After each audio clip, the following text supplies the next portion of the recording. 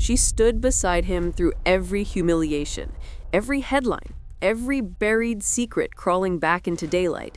And now, after 20 years inside the one place that shielded them both from the world, Sarah Ferguson is walking out of Royal Lodge for good. But here's what nobody saw coming. Her own team just confirmed she's not running to her daughters. She's not hiding in some countryside annex. She's going independent, alone. And the timing? Absolutely brutal. Because just weeks ago, King Charles stripped Andrew of the last shred of royal identity he had left. No more prince, no more protection. And suddenly, the woman who defended him louder than anyone is issuing statements about forging her own path. So if you want to know what happens when loyalty finally breaks, when survival instinct overtakes decades of partnership, and what this means for the royal family's most toxic scandal in modern history, hit subscribe and turn on notifications right now. Because this story is far from over. Let's rewind. Royal Lodge wasn't just a house. It was a 30-room fortress in Windsor Great Park. Private, prestigious, untouchable. For nearly 2 decades, Sarah and Andrew lived there together despite divorcing back in 1996. Separate wings, shared dinners, one household. The world called it eccentric. The tabloids called it suspicious. They called it love without paperwork. But what it really was, a lifeline.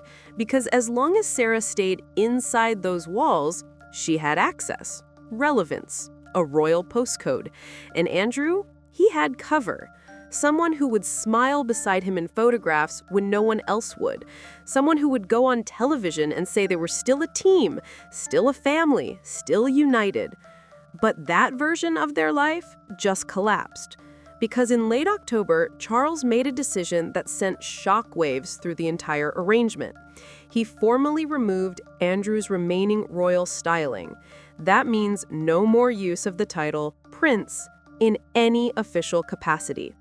The move was surgical, it was deliberate, and it was designed to send one message. The monarchy will not shelter anyone tied to Jeffrey Epstein. Not anymore. Not even blood. And once that decision landed, the questions about Royal Lodge exploded all over again. Because how do you justify a disgraced, stripped-down former royal living in a mansion funded by the crown? You don't. So the exit plan began.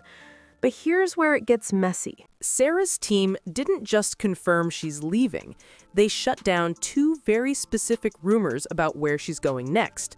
The first, that she'd move into a granny annex attached to Princess Beatrice's property in the Cotswolds. The second, that she'd relocate to Portugal with Princess Eugenie. Both stories were dismissed outright by her representative. And that rejection tells us everything.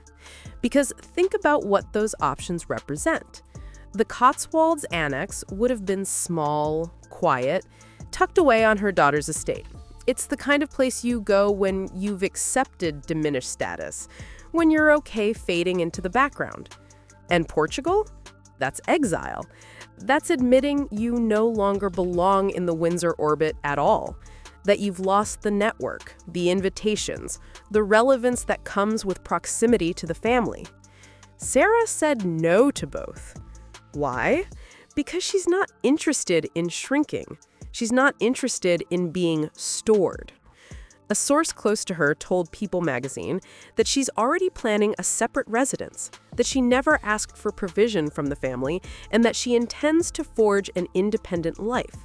Another insider said it even more bluntly. She's moving forward independently. When multiple voices around someone start using the exact same language, it's never accidental. It's coordinated, it's a message. And the message here is clear. Sarah Ferguson is done playing the loyal ex-wife. She's pivoting. Hard. But here's the twist nobody's talking about. Andrew is also leaving Royal Lodge. He's expected to relocate to a smaller property on the Sandringham estate. The details remain vague, But one thing is certain. Whatever comes next for him will be handled quietly, behind closed doors, and with far more oversight than he's ever experienced before. The days of him retreating into the privacy and protection of Royal Lodge are finished, and for the first time in decades, Sarah won't be there to absorb the shockwaves with him. This isn't speculation. Sarah's representative gave a direct quote to People.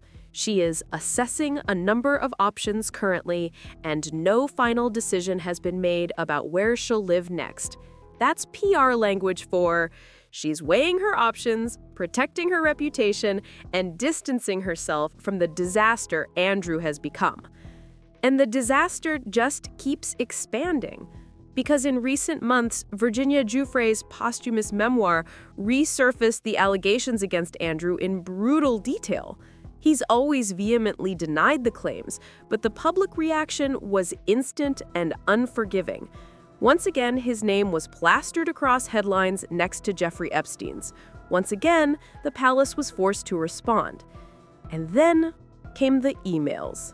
New messages were released showing Andrew had lied during his infamous television interview.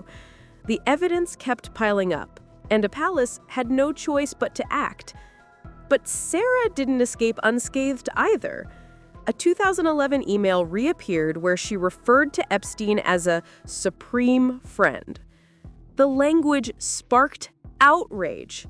Several charities immediately distanced themselves from her. One children's hospice, Julia's House, removed her as patron, stating it would be inappropriate for her to continue in that role. Her spokesperson scrambled to control the damage, insisting the email was sent under duress and that she, like many others, had been deceived by Epstein's lies. But the damage was done. And here's what most people miss. The email didn't just hurt her reputation. It reminded the world that Sarah wasn't just standing beside Andrew out of loyalty. She had her own connections to the scandal, her own words on the record, her own explaining to do. And that's when everything shifted. Because this isn't just about one woman leaving one house. This is about the future of the monarchy under King Charles. He's made it clear he wants a slimmed-down, modern institution, one that doesn't tolerate scandal, one that doesn't protect people simply because of bloodline.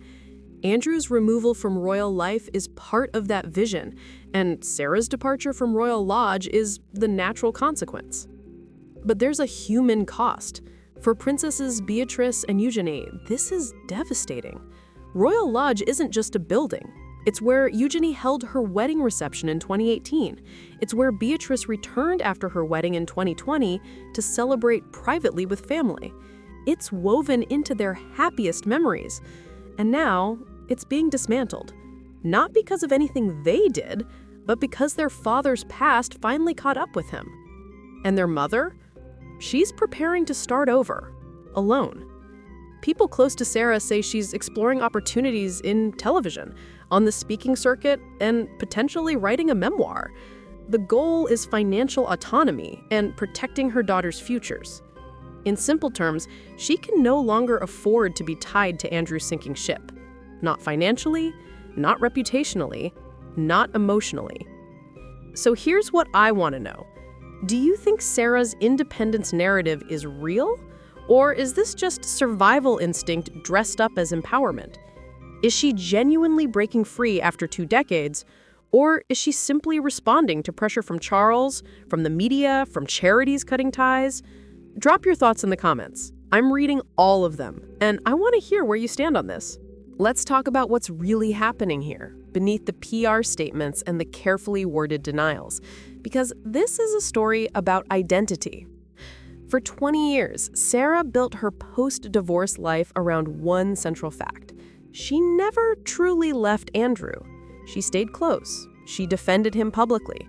She presented their arrangement as proof that love could survive divorce, scandal, even disgrace. But that identity is collapsing.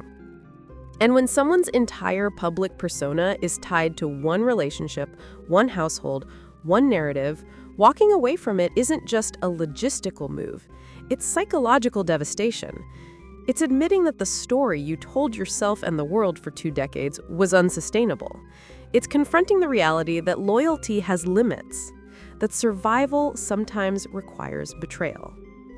And make no mistake, to Andrew, this will feel like betrayal, because Sarah was the last person still standing beside him, the last voice still defending him in public. And now even she is stepping back. Even she is framing her future as independent from his. But here's the final question, and it's the one that matters most. Is this the end of their partnership, or just a temporary recalibration? Because history has taught us that Sarah and Andrew have a way of defying expectations. They've survived scandal before, they've rebuilt before. And while the palace may want them separated, siloed, and supervised, the bond between them has proven remarkably difficult to break. So if you want to stay updated on what happens next, where Sarah lands, how Andrew's Sandringham Exile unfolds, and whether this truly marks the end of their strange, enduring partnership, make sure you're subscribed with notifications on. Because the next chapter is coming faster than anyone expected, and after that, watch the video we've got coming on King Charles's next move to erase Andrew from royal history entirely. You won't want to miss it. Thanks for watching. Until next time.